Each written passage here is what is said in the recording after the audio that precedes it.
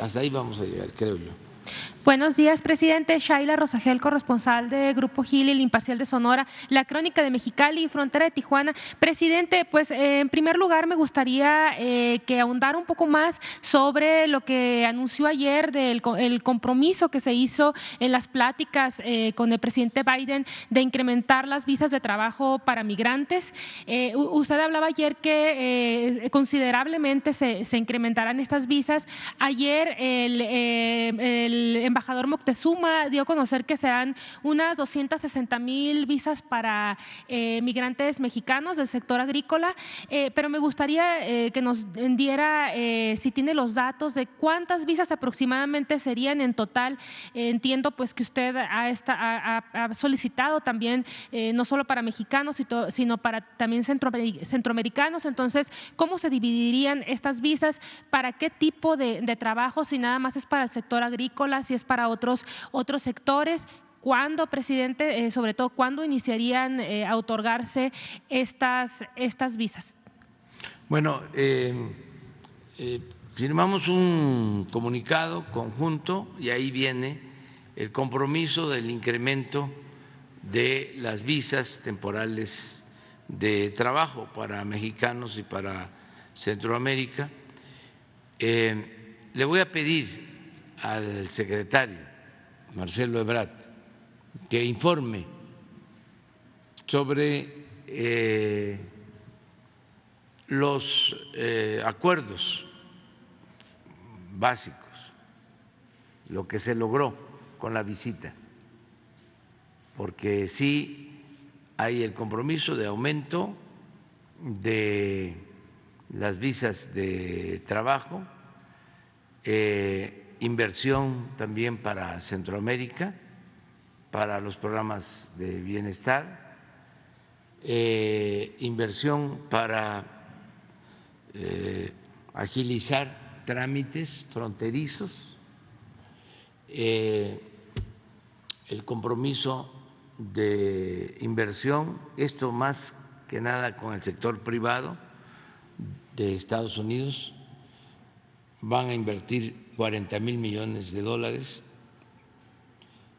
fundamentalmente en el sector energético. Nos van a vender a precios justos fertilizante que necesitamos, como lo hemos estado hablando, y nos van a vender leche para las lecherías Liconza, que están en las colonias populares de muchas ciudades del país. Entonces, son varios acuerdos los que se tomaron y compromisos de trabajar juntos por parte nuestra.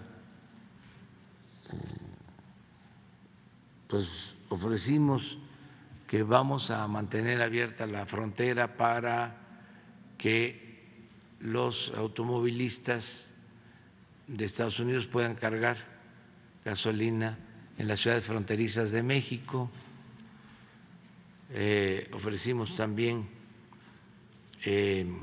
poner a disposición de Estados Unidos, en el caso que se requiera, esto para el invierno, porque tenemos que estar pensando hacia adelante, un gasoducto que se tiene por la frontera desde Texas, desde Juárez hasta California, por si se requiere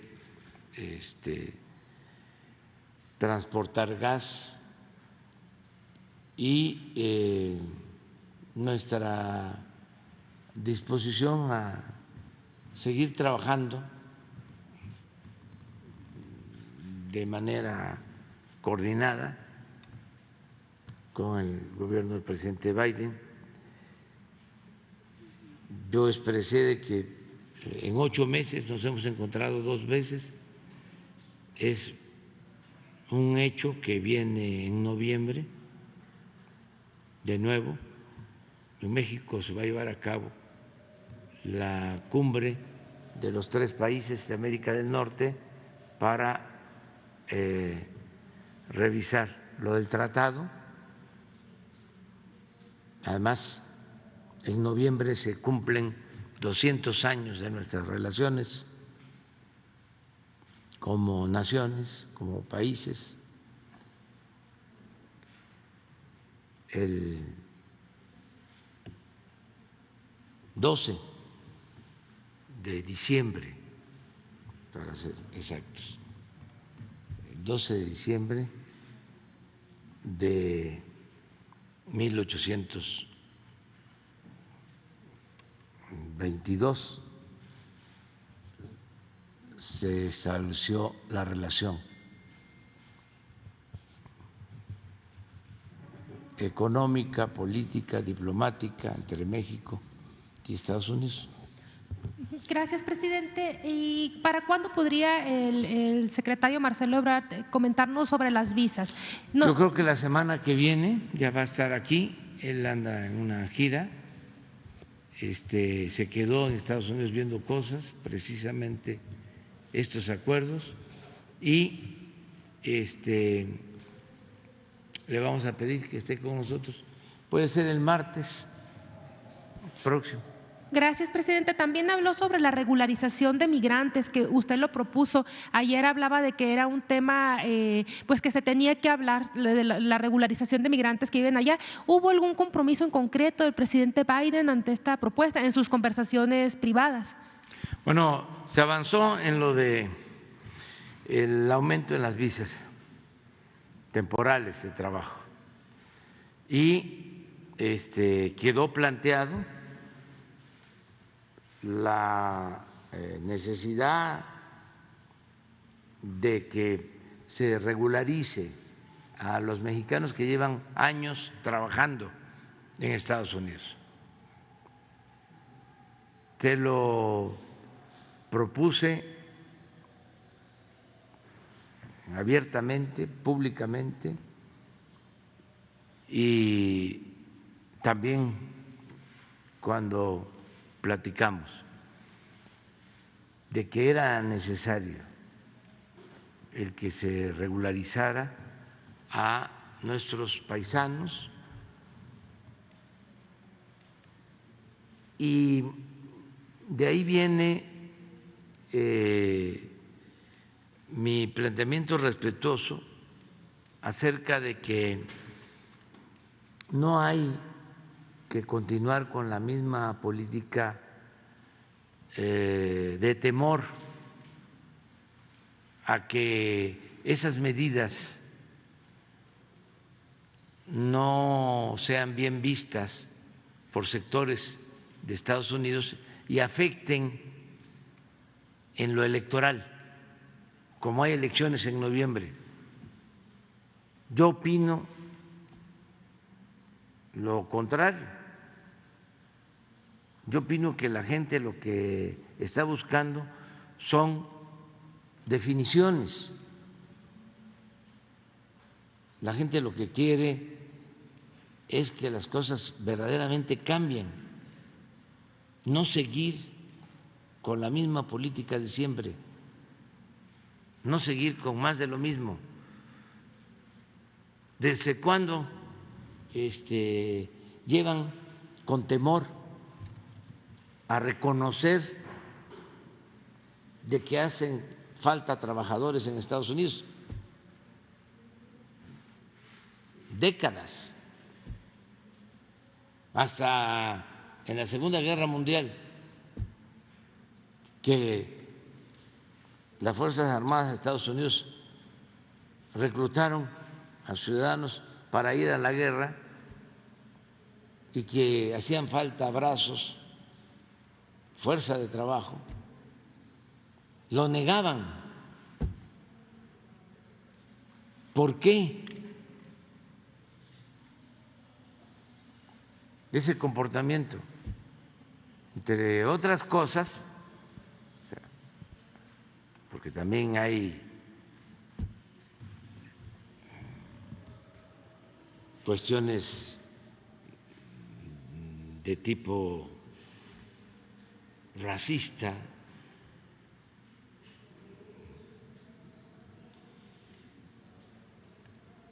pero también el tener un trabajador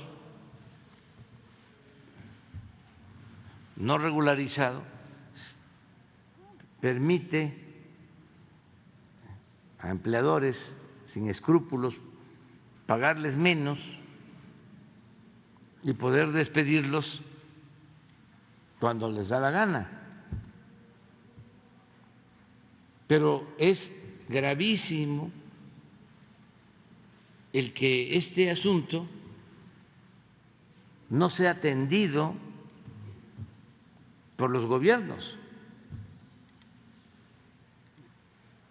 y que se quede en manos de particulares. De ahí viene lo de el tráfico de personas y la violación de derechos humanos y todo lo que padecemos. ¿Por qué no regularizamos esta situación y lo atendemos entre gobiernos para proteger al migrante? Además, aceptamos de que hace falta fuerza de trabajo en Estados Unidos. No hay suficiente mano de obra. Me decía un amigo que fue a un restaurante y estaban 3 mesas ocupadas y el resto vacías. Y llegaron y les dijeron: no hay servicio. ¿Pero cómo si están las mesas vacías? No tenemos trabajadores en la cocina y no tenemos trabajadores para atender las mesas. Un día antes de que nos viniéramos, hubo una tormenta en Washington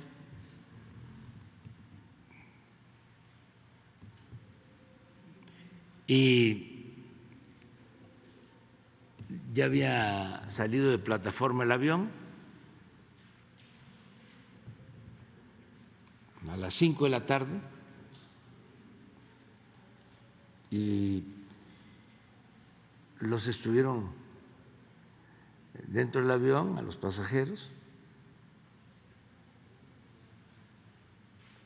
El caso es que hasta las 9 de la noche les dijeron que no iban a salir o que iban a esperar en una sala.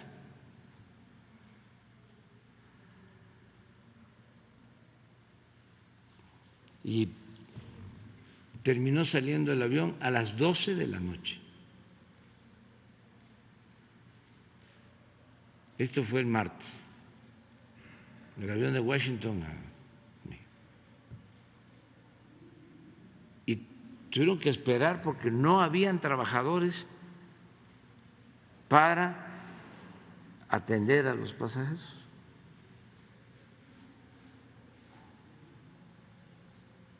Imagínense que eso pasa aquí, en el Felipe Ángeles, el Reforma y el Universal y todos, y 8 columnas. Bueno, pero regresando al tema, es que falta fuerza de trabajo. Entonces, ¿por qué no se regulariza y se le da certidumbre a la gente que ya está ya trabajando honradamente? Además, son excepcionales. Bueno, aquí está el caso de la astronauta mexicana.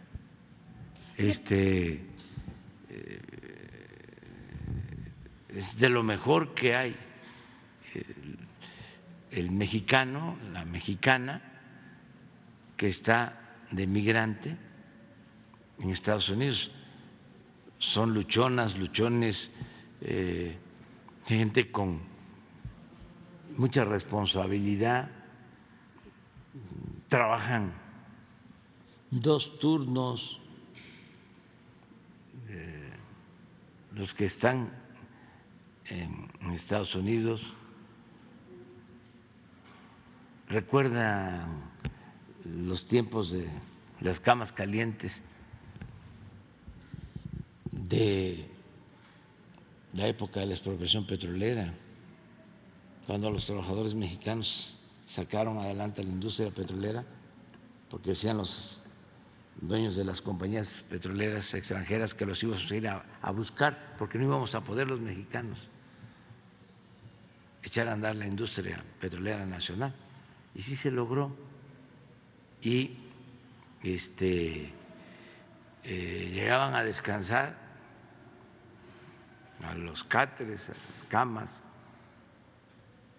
y hablaban de las camas calientes porque se paraba uno a trabajar y llegaba otro. Y esto hacen muchos en Estados Unidos, 2 turnos. Y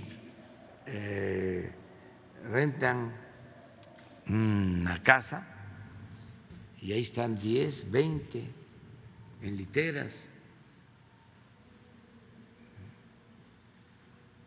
Y trabajando. Además, fíjense que le aprobaron al presidente Biden en el Congreso más de $1 billón, 1.2 billones de dólares para infraestructura.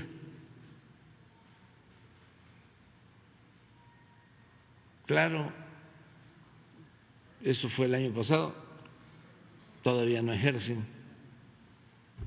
recursos, pero suponiendo que ya empiecen, porque estamos hablando de construcción o ampliación de puertos, ferrocarriles, carreteras, obra pública, infraestructura. ¿Con qué mano de obra van a llevar a cabo ese plan de infraestructura?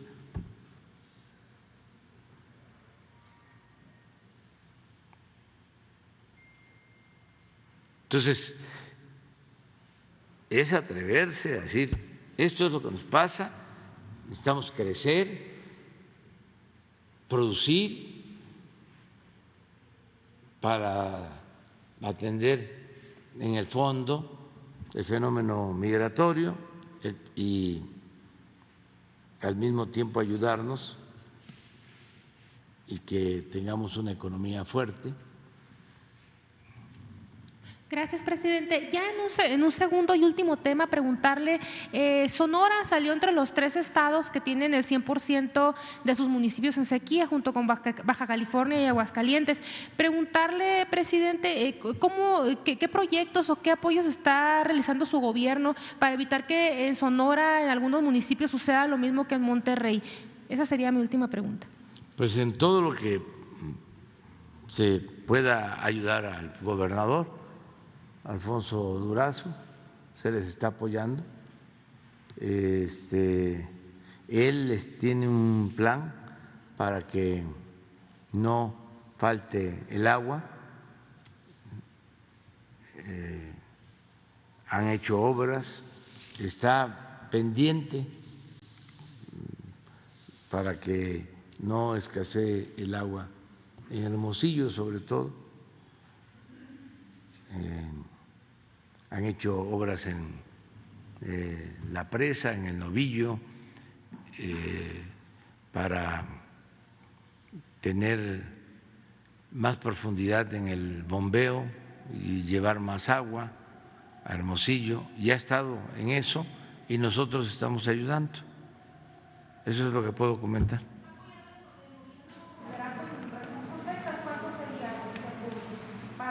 No tengo el dato, pero sí, todo lo que es con agua está ahí ayudando. En el caso de Sonora. Sí. A ver, aquí.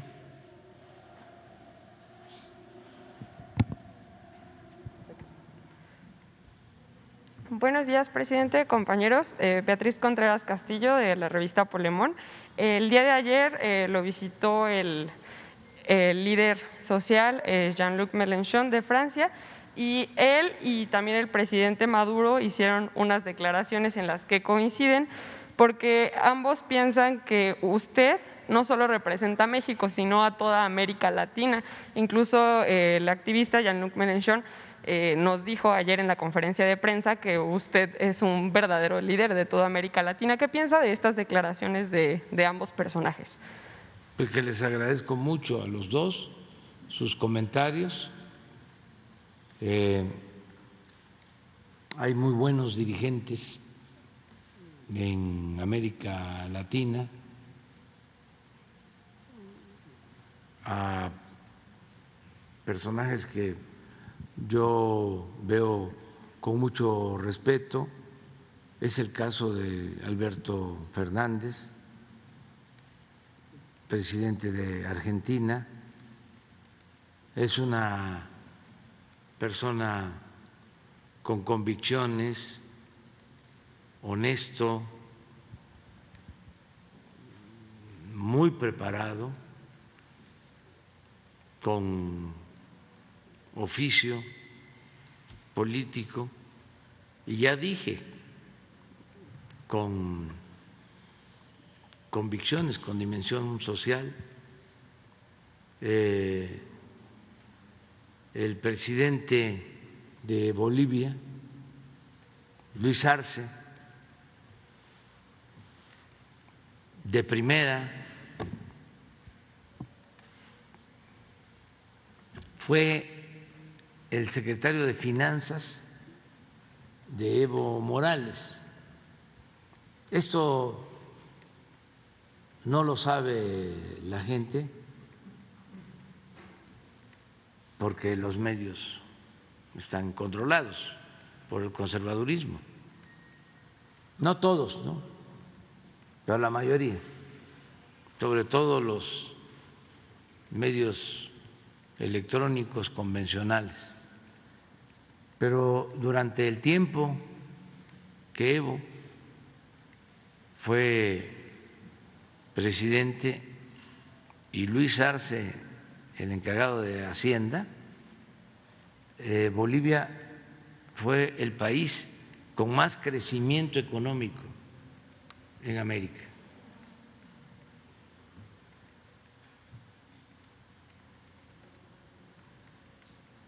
Y ahora, gracias al pueblo boliviano, sobre todo a la gente humilde, después del golpe de Estado,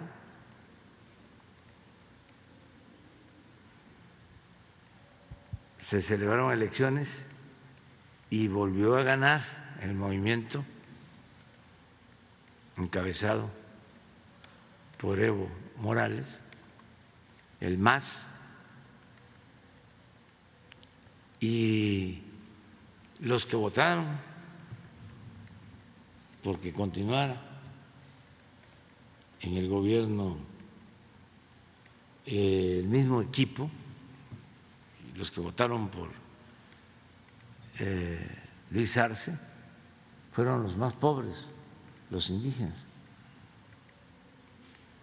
Fue un ejemplo, porque los conservadores siempre sostienen que el pueblo no agradece. Hay hasta dichos, ¿no? El que se mete a Redentor termina crucificado.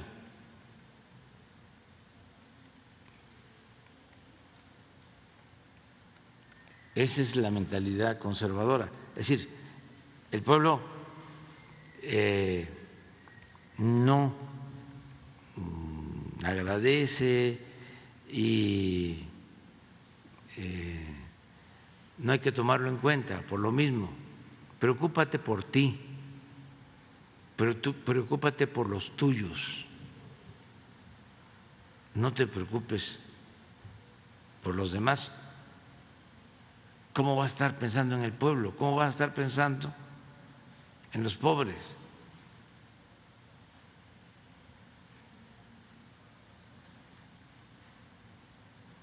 Además, dime con quién andas y te diré quién eres.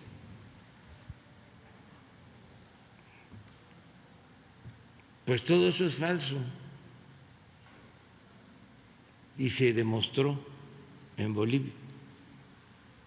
Se dio el golpe, se evitó la violencia, se quedaron callados la mayoría de la gente humilde, de la gente pobre, de los indígenas.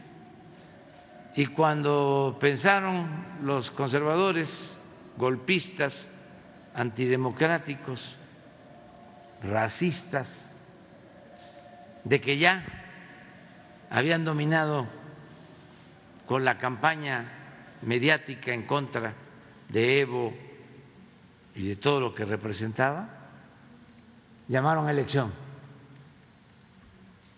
¿Y cuál fue el resultado? Ganó el movimiento y ganaron los pobres, la gente humilde, y ahí se demuestra de que no se puede transformar un pueblo si no se cuenta con el respaldo de la gente. Para llevar a cabo una transformación se necesita tener el respaldo de la gente. En México tuvimos la experiencia que nos dolió mucho, porque no hay que olvidar, de cómo el conservadurismo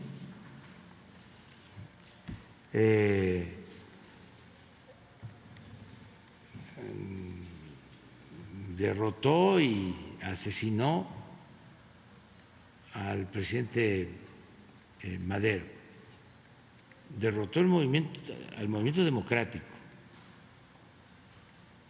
y asesinaron al presidente Madero.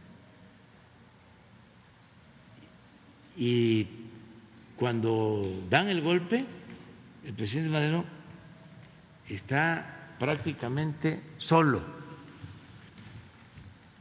porque es un hombre bueno, y pensaba que solo bastaba con la libertad, garantizar a todos la libertad y que la gente iba a defender la libertad, iba a defender la democracia frente a una pandilla de rufianes. Y pudo hacer una alianza popular con Zapata, con el movimiento campesino, y no se logró. Al contrario, se distanciaron y él se quedó solo y tuvo que apoyarse cuando se produce la inestabilidad política auspiciada por el mismo conservadurismo. Se tiene que apoyar en los militares porfiristas, que son los que lo traicionan y lo asesinan. Entonces, ¿cuál es la lección?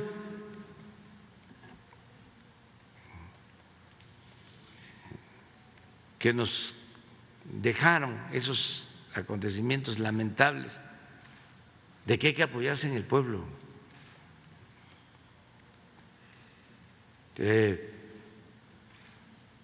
Porque el pueblo sí es un pueblo agradecido. Estoy hablando en términos políticos. Además, en términos humanos, no hay duda de que se tiene que ayudar al más pobre.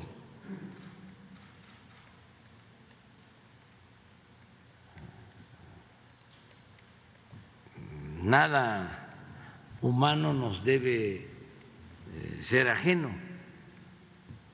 Eso está en la Biblia, está en el fundamento de todas las religiones.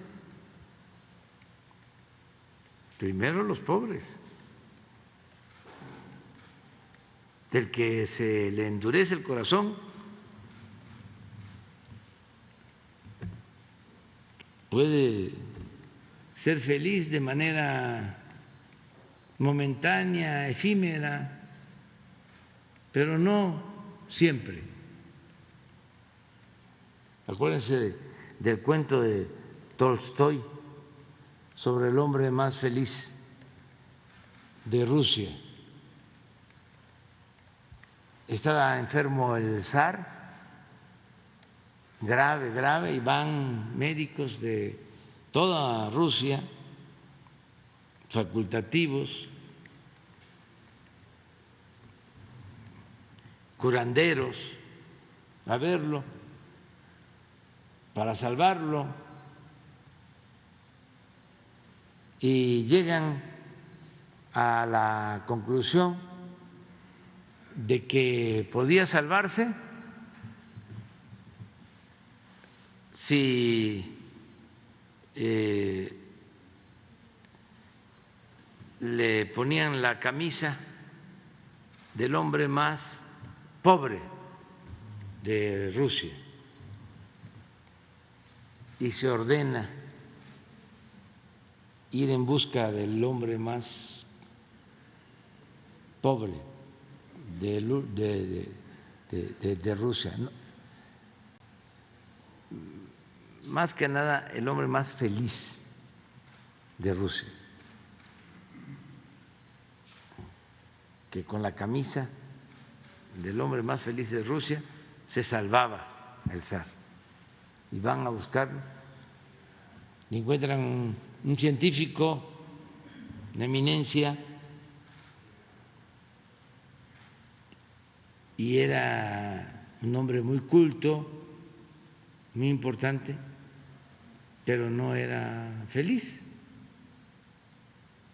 Y luego encuentran un comerciante igual, exitoso, pero no era feliz. Y en el campo encuentran a un agricultor, a un campesino, y llegan a la conclusión: ese era el hombre más feliz de Rusia. Y le preguntaron que por qué era feliz. Porque estoy bien conmigo mismo, estoy bien con mi conciencia, el Creador, y estoy bien con el prójimo. Entonces, el consenso es: este es el hombre más feliz de Rusia. Vamos a que se le ponga su camisa al zar para salvarlo. Pero resulta que el hombre más feliz de Rusia no tenía camisa.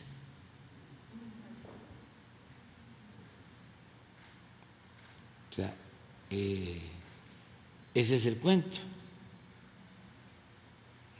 La felicidad no necesariamente tiene que ver con lo material. Entonces, por eso hay ese ejemplo, esa lección de Bolivia, de la gente humilde, de la gente pobre. Y, por ejemplo, Lula, un gran dirigente,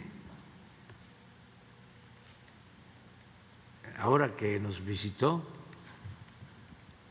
nos conocimos desde hace muchos años y cuando estuvo en el gobierno era tan importante que contó con el apoyo hasta de los grandes empresarios, banqueros. Sin embargo,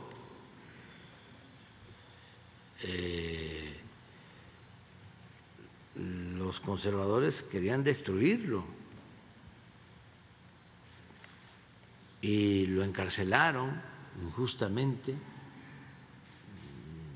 le inventaron delitos y lo quisieron destruir. Estuvo en la cárcel y se elevó el conservadurismo. Al final se da a conocer que todo era falso. Ahora está en libertad, viene a visitarnos, platicamos. Es un hombre excepcional, extraordinario, fraterno, además vigoroso. No tiene nada que ver lo de la edad, porque eso de ser joven o ser viejo tiene que ver más con el estado de ánimo de las personas. Entonces, es mayor, pero está lleno de entusiasmo, muy feliz, y yo lo veo muchísimo mejor que antes como dirigente. Es admirable. No debo de meterme pues a decir más cosas porque van a haber elecciones, pero es una opción, una alternativa, una bendición para ese país y ese pueblo hermano. Entonces, sí hay dirigentes muy buenos. Ahora que gana Petro en Colombia, también, imagínense, un hombre que fue amenazado de muerte y sale adelante enfrentando una situación muy difícil, porque nos quejamos del conservadurismo de México, pero eso es un asunto mundial. El pensamiento conservador está en todo el mundo y hay países en donde está más arraigado y es más rancio. No solo en América, en Europa. Los de nosotros son hasta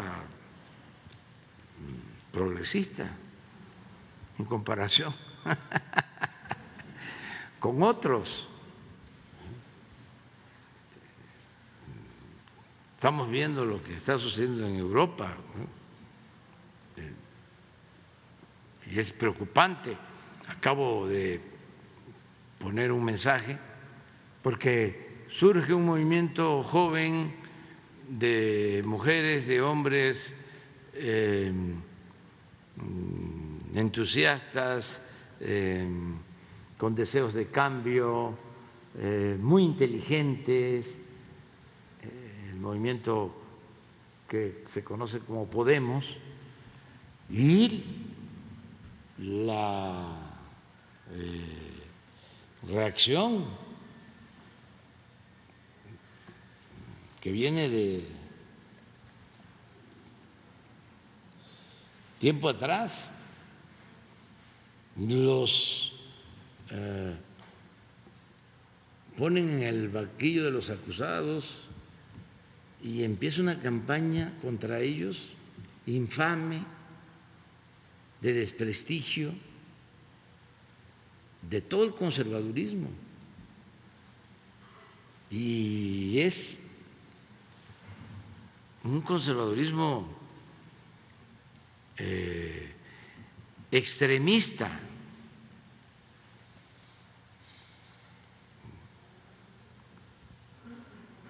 muy intolerante, de lo peor, de lo peor. Y ahora se está conociendo de que le inventaron a los dirigentes acusaciones, y en esto también participaron medios de información y conductores famosos de radio, de televisión, algo que ya conocemos en México, pues, pero lo aplican en todos lados. Es la calumnia como política de medios de comunicación, la máxima de que la calumnia cuando no mancha tizna, porque incluso uno de estos periodistas que contribuyó en el invento o en la fabricación de todos estos delitos a los dirigentes de Podemos dijo: es muy burdo esto, lo que voy a decir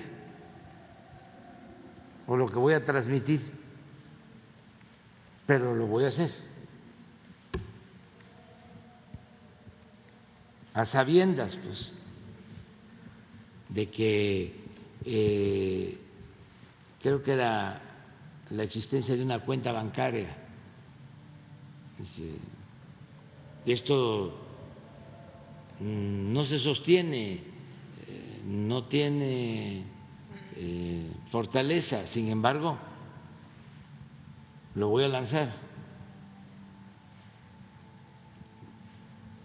Entonces, en América hay ahora un despertar de conciencias en toda América y muy buenos dirigentes. Esto ayuda porque al mismo tiempo se están enfrentando calamidades como la pandemia, los efectos de la guerra y todas las crisis afectan más a la gente humilde, a la gente pobre, si los gobiernos están en manos de gobernantes o de autoridades sensibles, humanas. Los efectos nocivos de las crisis se pueden atemperar,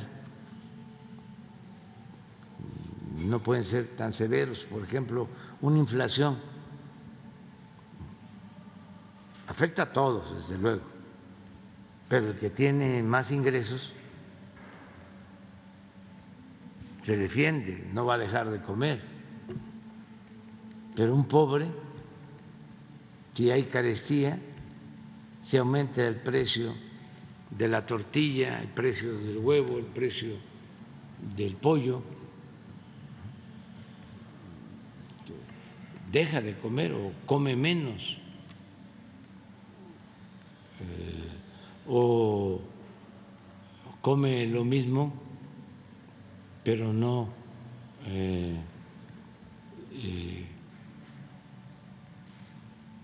con la nutrición que se requiere, o sea, más carbohidrato, menos proteínas. Entonces, el que haya gobiernos que representen al pueblo ayuda mucho. Melechón decía ayer algo que decía que cuando hablaba de nosotros, hay una cosa rara, dice, en México. Hay un presidente que defiende a los pobres. ¿No les parece muy raro?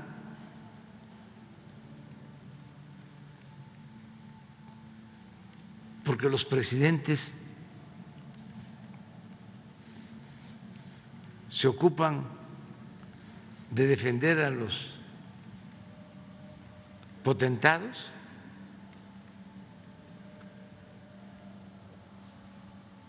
Lo decía de otra manera, pues, pero hay que defender a los pobres por el bien de todos. Cuando usamos eso como campaña, como lema de campaña, esa frase se malinterpretó, pero es por el bien de todos, primero los pobres. ¿Qué significa esto? ¿Qué es el bien de todos?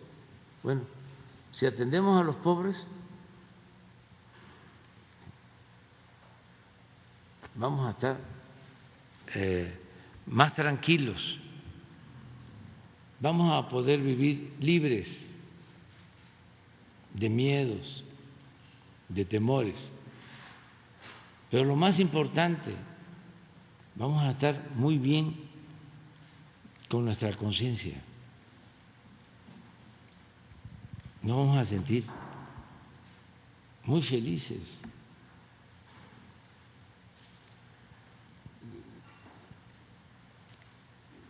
Y eso es lo que debemos de buscar. Ya me voy porque si no me va a dejar el avión. ¿Policías hayan armado a niños en Guanajuato? No estoy de acuerdo en eso. No estoy de acuerdo. Eso lo hacen en otros países.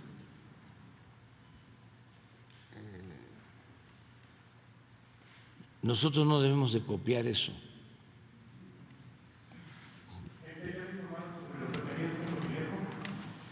Todavía, pero es probable que ya informe el gobierno de la ciudad.